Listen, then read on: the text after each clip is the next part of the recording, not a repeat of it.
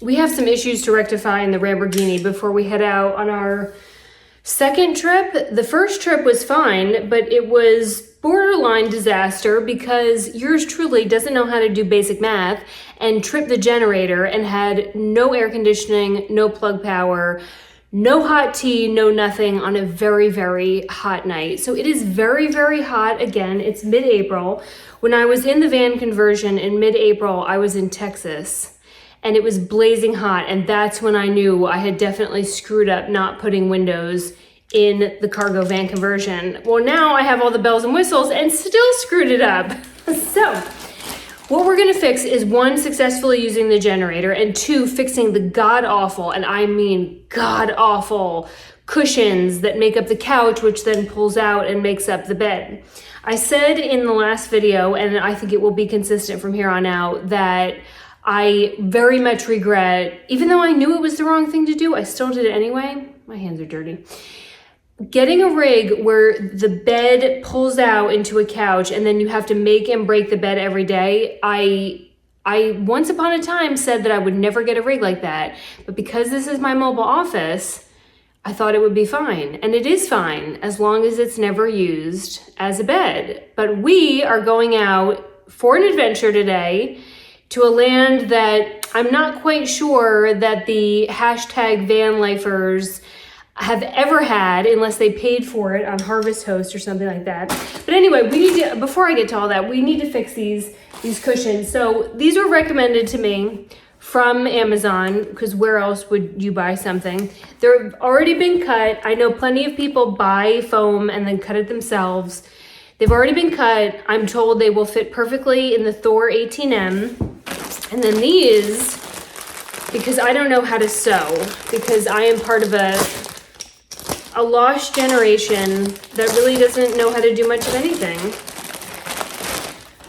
These have like a stretchy, and technically, or I'm told, these will just scoot right on over and create a much softer cushion that has a little bit of give. These came in firm and semi-firm, and I got firm. I think that anything too squishy is not going to be comfortable. And the only thing I will tell you about sleeping on any kind of foam mattress is that usually, because there's no coil and there's no air coming through here, they get hot. So if that's the case, we're going to have to get some kind of a mattress cooler on top. So you have to do all these accommodations for the bed. It makes no sense.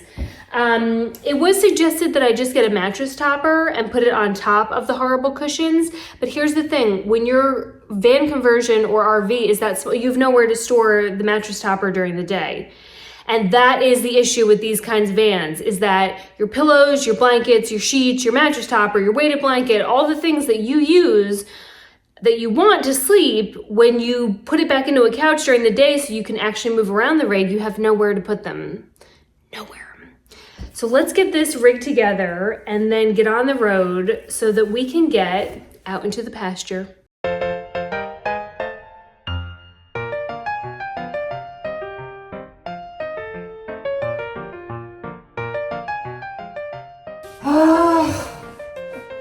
It seems like after threatening to return it, it does kind of fit now.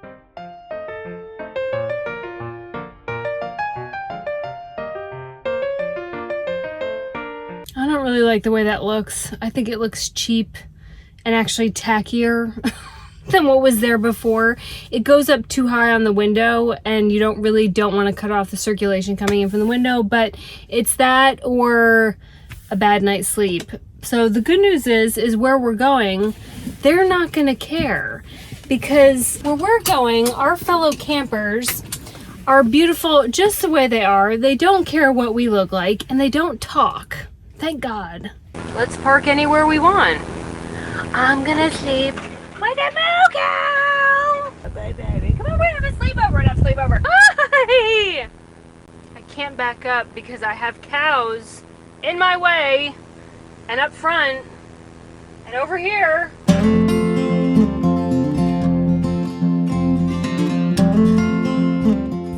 Come here. I know you want it. I'm gonna snuggle with you. Come here. Come over here. No, don't go. Jerk.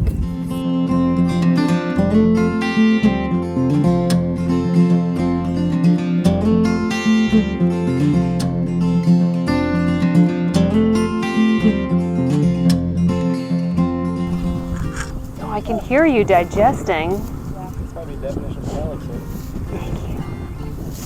Who's that? Yes!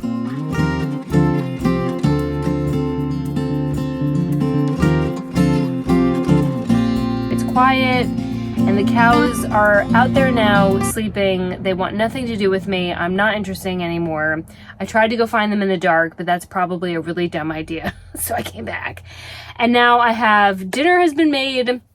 I'm in the Tinkerbell bathrobe with my night mask ready to go and a hot cup of tea. So it is my favorite time of night where I can finally start winding down. I have successfully used the generator. I have subsequently learned that a little basic math will help you out an awful lot in an RV.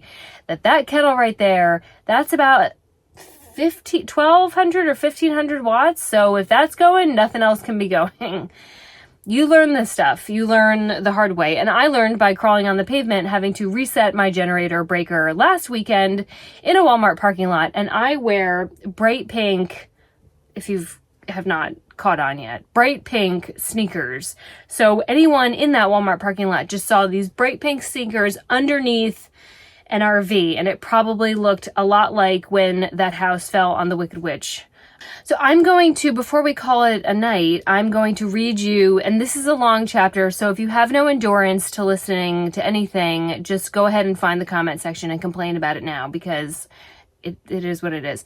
But this is the chapter where I knew the book would have to happen.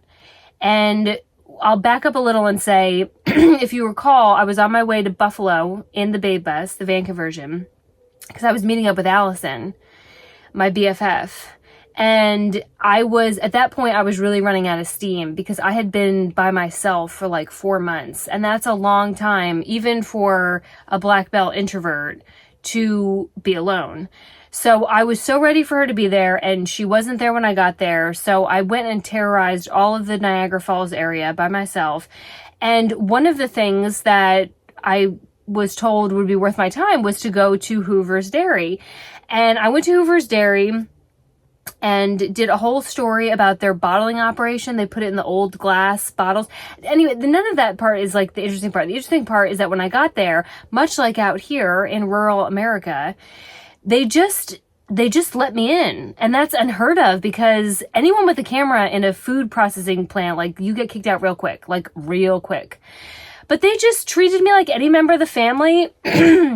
The grandkids and great-grandkids and everybody just showed me the restaurant and how they make the milkshakes from the milk in the back and how they process it. And I was like blown away by the sense of community that I was just gifted just because. And please know that I did not walk in and was like, I'm Casey Rome, like I'm a former reporter and I've got a YouTube channel, blah, blah, blah. Like I probably look like this, because this is how I usually look unless I'm showing a house, in which case my Disney princess hair is activated.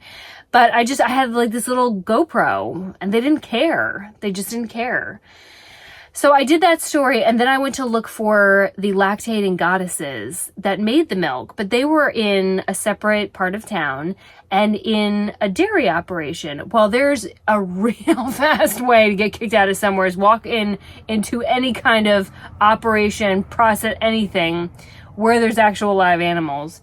And so I put this whole thing together. It was a moment that we can all agree changed my life, because I've been in pursuit of a farm ever since.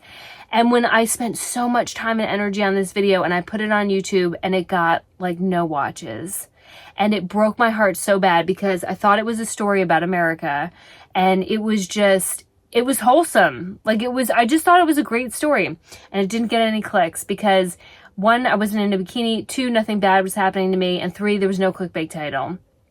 So it just didn't do anything. And I thought, I'm so grateful I have this YouTube channel, but I don't know that my way of telling stories is meant for YouTube. I mean, the fact that I'm usually fully dressed and occasionally you get some side clavicle, like that's it. Like this might not be my arena, and maybe this needs to be a book. Well, fast forward years later, the book is in its last stage of editing. Patreon Amy should have it back to me soon.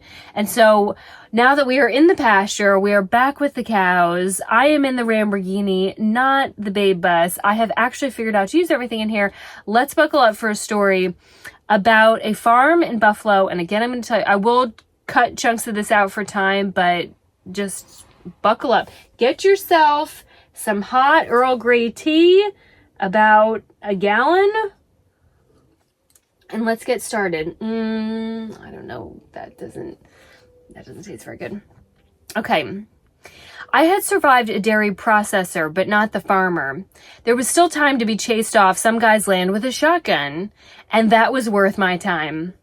I was looking for a man named Nelson. He had to be somewhere inside that big red worn-down barn behind the wooden farmhouse. It was a legitimate farmhouse, not whatever the hell modern farmhouse is. At the entrance of the barn, I was confronted by about 30 swaying, enormous rear ends. The cows were in their respective stalls for a midday snack. They were neither curious nor alarmed at my overt intrusion into private property. Hello? Nothing.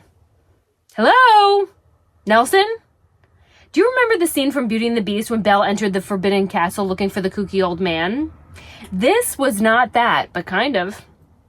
The cows greeted me individually as I stepped over piles of poop, calling out for a man I prayed was only distantly aligned with the Second Amendment. Off in a dimly lit side room, I caught the first sight of my mission's target. He looked in the 60s or 70s, white-haired, and wrestling a bottle into an insubordinate calf's mouth. The calf was winning. Just when Nelson thought he had control of the situation, the baby wiggled out from between his legs and made a run for it. All of 2 mighty steps before his newly minted legs gave out and he fell over into a pile of hay. Accepting the defeat, the calf finally took the bottle. Instinctively, I let out a soft, "Aw," and blew my cover, scaring all of them. A farmer, a herding dog, and an already distraught calf whipped their heads in sync to identify the intruder. To my now captive audience, I quickly blurted out my credentials. 1, I got his address from Hoover's Dairy. 2, Nelson sells milk to Hoover's Dairy. 3, I'm a big supporter of farmers. And 4, the abridged version of my trip. Smile, Casey. Smile. Nelson the dog and the calf just stared. None of them blinked at normal intervals. I just need a few shots of the cows so I can do a story on Hoover's, I concluded. Please? Okay, sure, Nelson finally answered with a smile. His accent was entirely Western New York. If you don't know what that sounds like, imagine the Midwest but with more bass. I shot my video and rushed to pack everything up, anticipating Nelson changing his mind. He met me back at the barn entrance, and I pointed to the babe bus as if to legitimize the resume that I had just read to him. His expression was both concerned and baffled. You got a rich boyfriend? He asked. No, I laughed. No rich boyfriend. A rich husband somewhere? He tried again. No, Nelson. No rich anything anywhere, I clarified. Nelson wasn't trying to ask me out on a date. He was trying to understand how a woman my age was by herself, living out of a van, traveling the country, and affording it. His curiosity was generational, not critical. Nelson had only ever known a workday that started at 4:30 a.m. That's when milking began, ending at 7:30 p.m. with stall mucking. He never went on vacation, and there was no such thing as a sick day. The idea of quitting one's job because it didn't fulfill them, to instead earn a living by talking into a camera, was positively extraterrestrial. I thanked him again profusely. He thanked me for being honest about what I was doing. In the past, Nelson dealt with activists who tried to go undercover as farmhands in an effort to expose him with hidden cameras. They never found anything, but he damn well knew what a GoPro was now. You don't need more? He called after me as I walked back to the van. I gotta go to the hardware store about an hour if you want to get some more. This man, this Nelson, who had only had bad experiences with anything related to a lens, was offering to let me run wild in his barn without supervision. That would be incredible, I cried. Thank you. Nelson's truck turned off the dirt road, and for the next hour, I snuggled, kissed, pet, and gave positive affirmations to a brood of moody cows and their kids next door. When Nelson returned, he was with a woman named Barb, who looked like she tolerated zero of anyone's bullshit, including Nelson's, like any good farm wife. Barb invited me inside the farmhouse that Nelson's parents built. Nelson was born there and worked the farm 365 days a year since he had been alive. 71 of those years specifically. Nelson wakes up naturally without an alarm at 3:45 a.m. That's sicko. I went to one basketball game on a Saturday for my school, he said. My father told me, that's your first and your last. We just didn't have time for any of that. When I asked which child or grandchild was taking over the farm next, they both shook their heads firmly. To my surprise, neither wanted their family to continue on with the farm. My camera centered on one of the cows who had a severe gangstoline. Over the course of milking, her shifting turned into a twerk. What's wrong with her? I pointed. She's about to pop, Nelson said, giving her behind a pat. A baby? My eyes were the size of saucers. A little baby moo was just moments away. Nelson looked at Barb and then back at me. Do you want to plug your van into the barn and stay the night in case it happens soon? Nelson offered. Let's rewind. I arrived a few hours prior looking for a few seconds of cow footage. I don't know these people and they don't know me. I have only had bad experiences getting kicked off farms, and they've only had bad experiences with phony reporters. Now I was going to be sleeping in their backyard. Around 9 p.m., I set all of my wake-up alarms, starting every hour on the hour, if not sooner, because I was not going to miss this. At midnight, I flung myself out of bed, wrapped tightly in my Tinkerbell bathrobe. It's the same one. This bathrobe owes me nothing. It was like Christmas morning all over again. I pulled back the heavy barn door and found Mama Moo sleeping contently. Nothing. I told her how pretty she was, how to breathe through the pain, reminders that she was built to do this. Anything I had once heard on that show, a baby story that seemed worth repeating. 1:30 a.m. Nothing. 3 a.m. Nothing. 4 a.m. Nothing except the arrival of the tanker that backed down the driveway to pick up yesterday's loot and take it to Hoover's Dairy. Each time I roused from the van, the farm dog was already at the barn door waiting. He was not leaving her side or my side all night. She was breathy, and who could blame her? Her abdomen looked like the baby moo inside was a trained MMA fighter warming up. Her stomach stretched and bowed and bulged with each shifting of the calf. Bless her heart.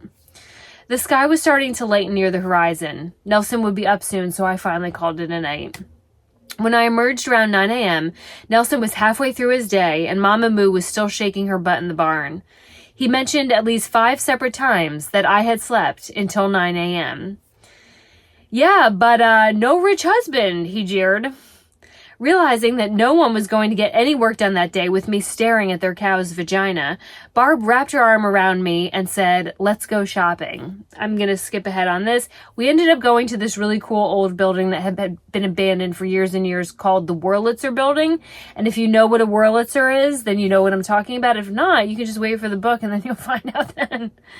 But really, like, Barb just wanted to, like, get me out of the barn because she wasn't calving yet, and I was in everyone's way and a complete stranger.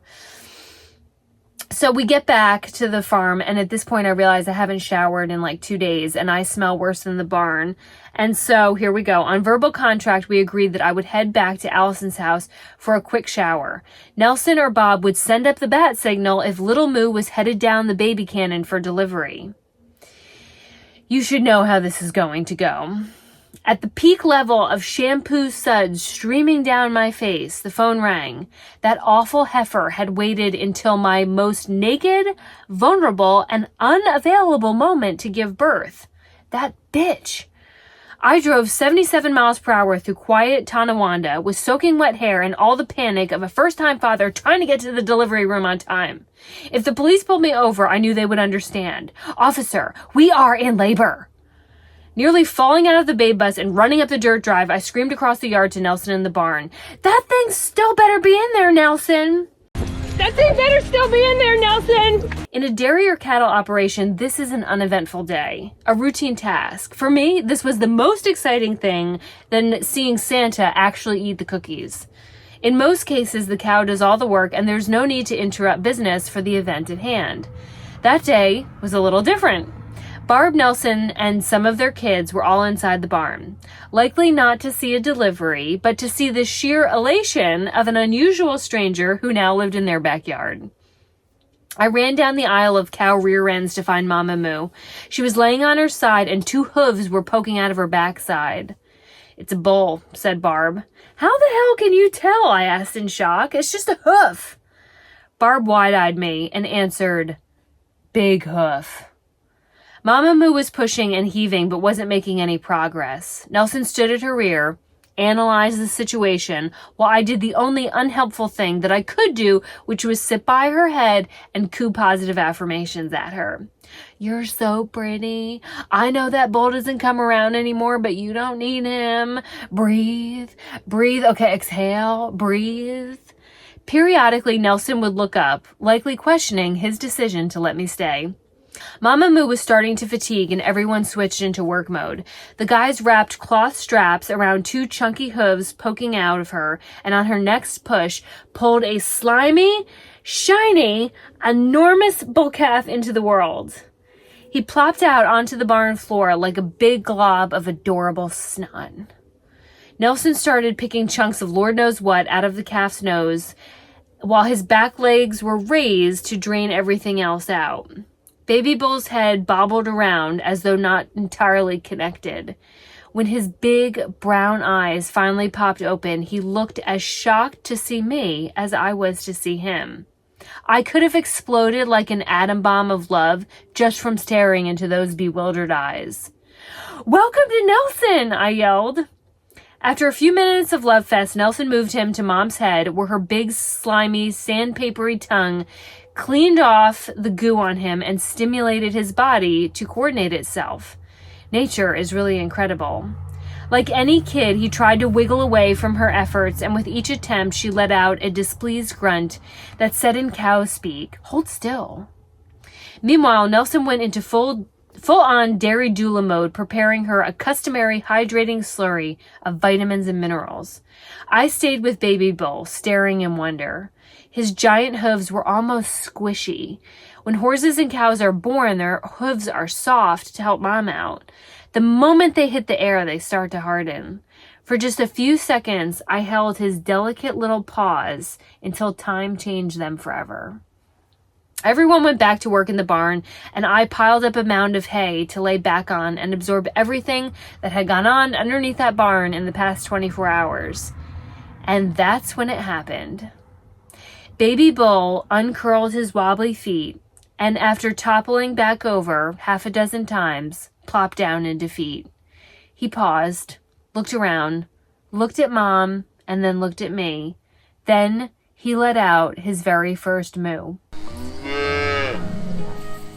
His eyes bulged, either entirely impressed with his vocal range or positively terrified at the mighty roar that had come out of his tiny body.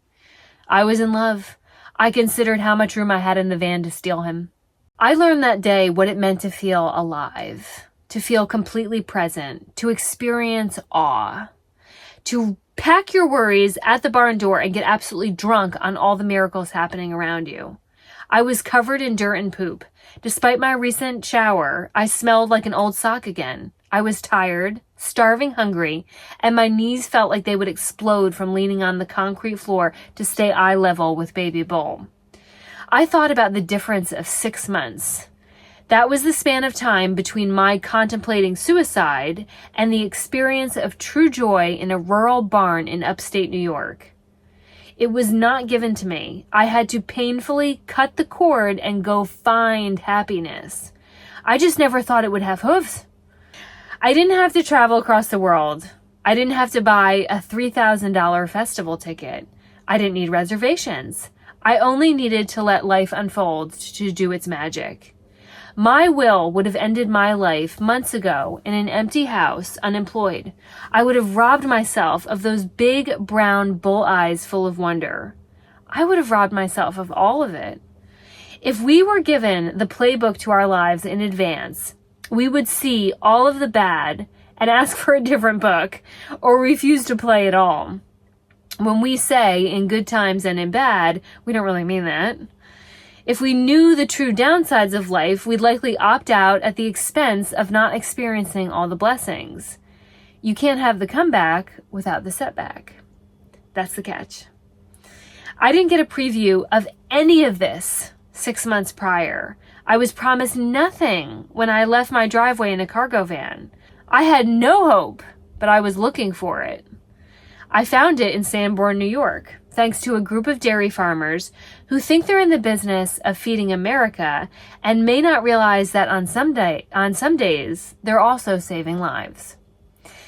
So that is very similar to the experience I had today, which was when I got up this morning. I have a boatload of work to do.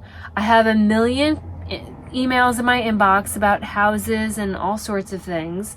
And if I had stopped and stayed, not in the misery, but in the struggle, we'll say, like that is almost the easier thing because the struggle is familiar. And so if I just sat on the couch and worked, like I would have felt like I was being productive and I was doing what I was supposed to do. And in doing so, I would have robbed myself of a whole new set of friends out here in rural North Carolina and a night with these cows. Tomorrow, we're going to go see the big pasture where all the red furry things are running around and be out in the sunshine. And so this was the chapter where I said, I just don't know if this story is the best fit for YouTube. And I think listening to it, I remember thinking that, and now am more committed than ever to getting it on paper because I think it just comes across differently when you can actually read it. I'll also add that I've read a lot of the comments and I've noticed that there's been quite a few requests for audiobooks, and I'm not patting myself on the back when I say this, but since I am professionally trained to inflect and I've read news scripts for years, that makes sense. And so we're first going to do a print, and then I thought for the audiobook, what I'll do is I'll read the chapter, but then I'll add a component at the end, which is like a Q&A, where we can even go a little bit further with like questions that people might have. And I'll have somebody who's read the book, actually, maybe someone from Patreon could actually do the interview, and we'll do sort of this, not live, but a little live Q&A at the end of each chapter to dive even further in there, or that can be a separate thing. I'm not sure. So let's put the bed out and see how that works tonight and if I can get any sleep. And when we wake up, I expect that all my fellow redheaded girlfriends will be outside and we'll have tea together, and none of them will have rubbed their horns against the van. And if not, then does anyone eat hamburger meat?